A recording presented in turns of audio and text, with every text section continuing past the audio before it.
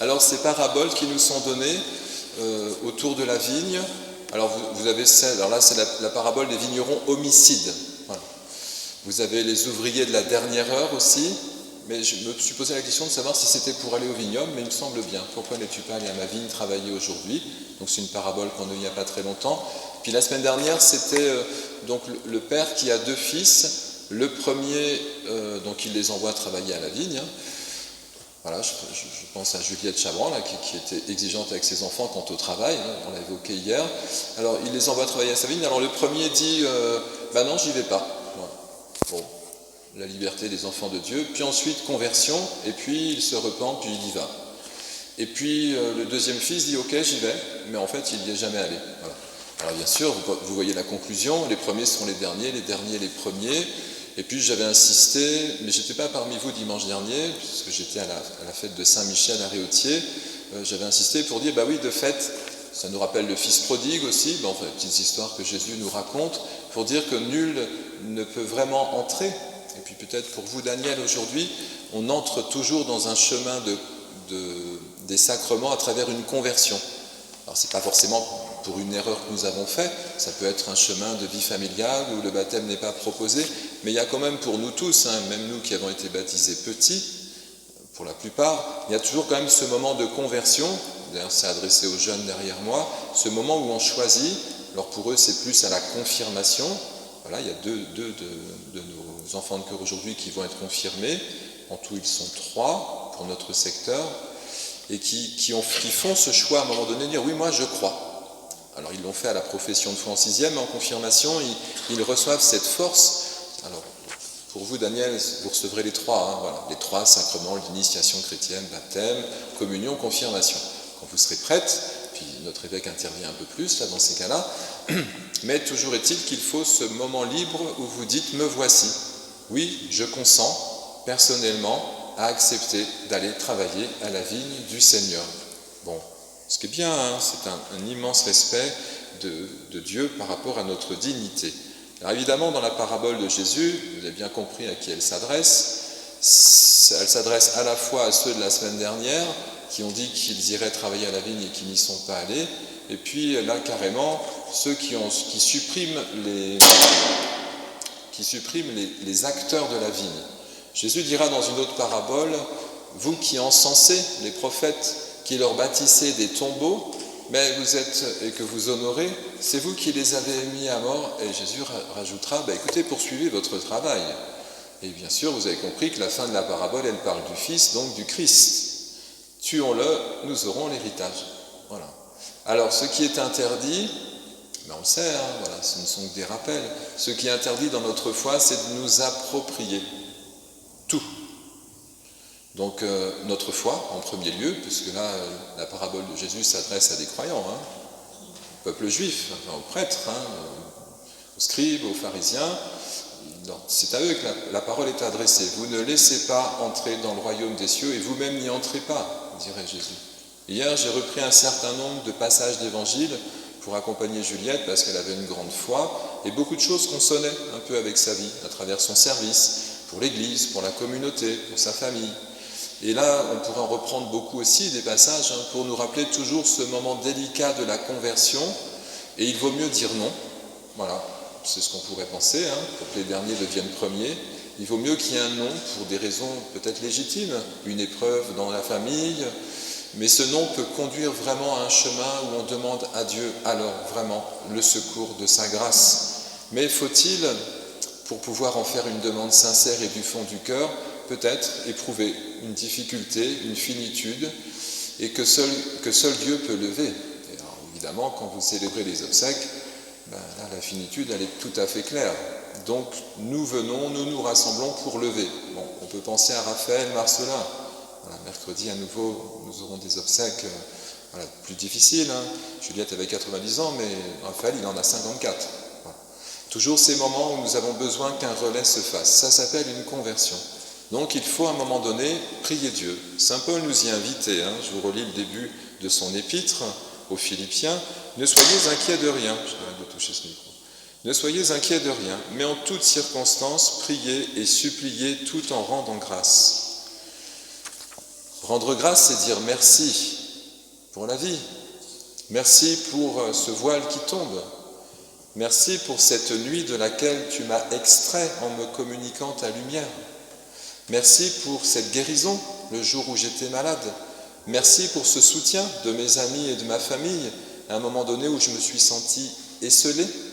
On pourrait multiplier, je crois, nos supplications, mais quand même, il y a toujours une action de grâce. Bon, vous le savez bien, hein, on célèbre, comme à chaque fois de nos messes à l'autel, quand Jésus prend le pain, quand il prend le vin, il rendit grâce. Il remercie le Père pour le don du pain et du vin. C'est une éducation. Hein. Jésus ne s'approprie rien, ni sa vie. Il est entré librement dans sa passion. Jésus, c'était le texte que nous avions hier, son amour, le texte disait, c'était Saint Jean, aimez vos frères et sœurs, comme le Christ a donné sa vie pour nous par amour. Et la semaine dernière, nous avions l'épître aux Philippiens qui rappelait, lui de condition divine ne retint pas jalousement le rang qu'il égalait à Dieu, il s'est anéanti, prenant la condition du service, de serviteur. Tout ce que nous célébrons dans une église, voilà, c'est ce qu'on vient de célébrer pour vous, Daniel, hein, c'est vraiment ce chemin d'humilité qui fait que nous ne nous approprions pas les choses. Ça s'appelle entrer dans la passion, la croix, ce signe que vous avez reçu sur votre front, que nous avons fait nous-mêmes, ce passage étroit de l'humilité qui fait que la grâce se communique. Dieu nous accorde un chemin de vie. Et donc nous devenons un sarment qui produit du fruit. Ça va, hein, vous suivez, hein, c'est pas sur la même histoire. Hein, bon.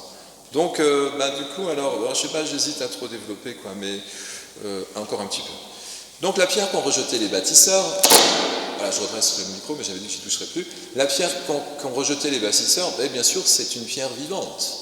J'ai dit ça pour les obsèques de Monsieur Feuillassier, pour ceux qui étaient présents, Joseph, c'était un bâtisseur, voilà, avec son frère Claude, je ne sais pas si c'était là, Claude, non, peut-être pas. Des bâtisseurs donc ont travaillé la pierre et un amour de la pierre. Voilà. Alors moi bien sûr j'ai utilisé un peu cette profession pour rappeler que nous sommes appelés à être des pierres vivantes. Mais la pierre d'angle, celle qui tient les autres pierres, c'est le Christ. Ça va, hein, c'est comme ça que ça se passe dans l'architecture. Bon, c'est la même chose que la vigne. Nous sommes le sarment, le cep sur lequel sont greffés les sarments, c'est le Christ. Et Jésus nous rappellera bien gentiment que si vous voulez essayer de porter du fruit sans être accroché au cep, stérilité, les sarments deviennent secs, on les met au feu, ils brûlent. Vous connaissez un peu les histoires, hein, on les entend au fil de l'année, au cours de nos messes. Donc nous ne pouvons rien construire sans être greffés au Christ. La pierre d'angle, la pierre qu'ont rejetée les bâtisseurs est devenue la pierre angulaire. C'est un psaume, hein, merveille devant nos yeux. Cette pierre qui fait tomber, achoper, celui qui veut s'en sortir sans s'accrocher au cep. Donc pour être une pierre vivante, vous savez comment il faut faire. Hein, il faut passer par la croix, il faut être greffé au Christ, ça veut dire qu'il faut reconnaître que nous ne sommes pas le maître de la vigne, mais simplement ceux qui sont envoyés. C'est une chance hein, d'être envoyé par Dieu. Hein. Je ne sais pas si vous en rendez compte. Hein. Il y a beaucoup de gens qui aimeraient avoir la foi, hein, je vous assure, hein, moi j'entends un peu des choses, les gens ne l'ont jamais perdu complètement, mais enfin c'est toujours pour eux comme un pas difficile à franchir, ce moment de la confiance où je laisse Dieu piloter, m'aider, guider sur ce chemin qu'il me propose. Et ça veut dire toujours entrer dans une fécondité, et la fécondité dépendra toujours de mon consentement à le suivre et prendre sa croix. C'est positif, hein, non, vous êtes habitués à m'entendre. Hein. Ça veut dire que celui qui laisse humblement Dieu l'envoyer, il est vivant, une pierre vivante. Il est un cep qui produit du fruit, un sarment qui produit du fruit, et les fruits que Dieu nous adresse, vous le savez bien, je l'ai dit pour Daniel tout à l'heure, ce sont des fruits de vie et de vie éternelle. Voilà. Alors, je vais terminer, j'hésite à compliquer les choses. Alors après, Myrnal va me dire, ouais, mais c'était une messe pour les familles, tu aurais dû parler aux enfants, mais ils ne sont pas très présents. Il semblerait que les animaux ravagent la vigne, nous a dit le prophète Isaïe. Vous avez entendu? Je vous le relis. Eh bien, je vais vous apprendre ce que je ferai de ma vigne, enlever sa clôture, protectrice, pour qu'elle soit dévorée par les animaux. Et puis vous aviez dans le psaume que Guylaine a chanté, le sanglier des forêts la ravage et les bêtes des champs la broutent. Pour ceux qui sont entrés dans ce fameux livre dont nous avons fait la promotion cet été, les animaux dont il s'agit, alors oui, très bien, on sait bien que s'il n'y a pas une régulation du peuple des sangliers, on va perdre nos récoltes. Voilà, je ne chasse pas, mais ça fait partie de l'équilibre de toute chose. Alors là, il s'agit des animaux intérieurs. Et oui, qu'est-ce qui va faire que vous ne consentez pas au service que Dieu vous adresse, ou cet appel qu'il vous adresse? Ce sont nos animaux intérieurs qui ravagent la vigne et qui détruisent la clôture. Qui sont-ils? On pourrait reprendre des textes de saint Paul. Jalousie, emportement, convoitise. Non. Vous voyez de quoi je parle. Ça, c'est notre part animale. Mais on l'a. Alors, je vous rappelle ce que nous avons écrit dans ce livre. L'animal est légitime. Sinon, pas la peine de faire un baptême. Parce que le baptême est la sortie du règne animal, tout de même. Voilà. Nous activons la dimension du corps spirituel du Christ. Hier, Romy était baptisée, elle devient Romy, parce que nous l'avons sacrifiée. Mais nous avons sacrifié quoi? Mais l'animal. Là, il n'y a pas de problème, c'est un enfant, elle a 1 an. Voilà. Mais quand même, il y a quand même une transfiguration par le sacrifice, par la croix. Mais ce qui se passera, Daniel, le jour de votre baptême. Voilà. Bon, mais c'est positif, voilà, je dis que des choses positives. Alors, de fait, nul ne peut entrer dans le royaume des cieux si jamais il n'entre pas dans cette dimension sacrificielle. Alors, que mettons-nous sur l'autel? Je l'ai déjà expliqué, que mettaient à l'époque de Jésus tous les prêtres sur l'autel? Des animaux, les brebis, les chèvres, les colombes, vous connaissez les textes. Mais puisque nous ne faisons plus ces choses, Jésus est l'agneau de Dieu sacrifié. Heureux les invités au repas du Seigneur. Voici l'agneau de Dieu qui enlève les péchés du monde. Mais l'agneau que vous regardez dans une hostie, c'est le ressuscité.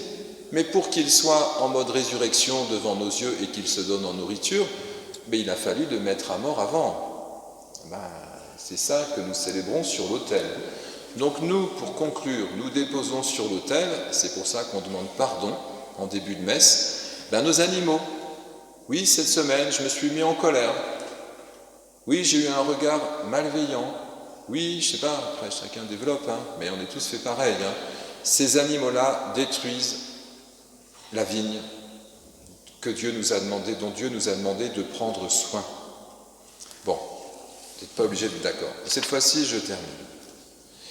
Parce que je trouve que c'est le plus beau don que Dieu puisse nous faire si nous acceptons cette maternité spirituelle qui nous incombe, c'est-à-dire d'être au service de la vigne du Seigneur.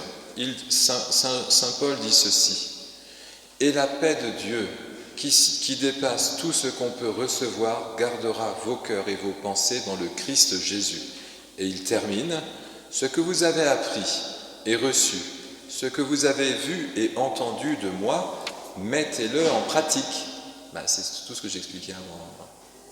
Mais ça, c'est personnel. Donc, la praxis. Il faut mettre en pratique. Il ne faut pas juste penser et croire que Dieu fera pour nous. Il nous demande de nous inscrire sur ce chemin de fécondité. Et conclusion de saint Paul: « Et le Dieu de la paix sera avec vous. » C'est encore une fois la prière eucharistique. Seigneur Jésus, tu as dit à tes disciples: « Je vous laisse ma paix, je vous donne ma paix. » Ne regarde pas nos animaux intérieurs, nos péchés, mais la foi de ton Église. Nous te les avons sacrifiés sur l'autel. Et puis la suite, je ne sais plus. Vous écouterez tout à l'heure. Amen.